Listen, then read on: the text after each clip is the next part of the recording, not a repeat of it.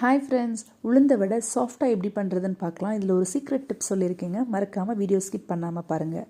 ஒரு உலக்கு உளுந்து எடுத்துக்கோங்க. அதை நல்ல வாட்டரில் 3 டைம்ஸ் வாஷ் பண்ணிவிட்டு 1 hour ஊற வச்சுருங்கங்க.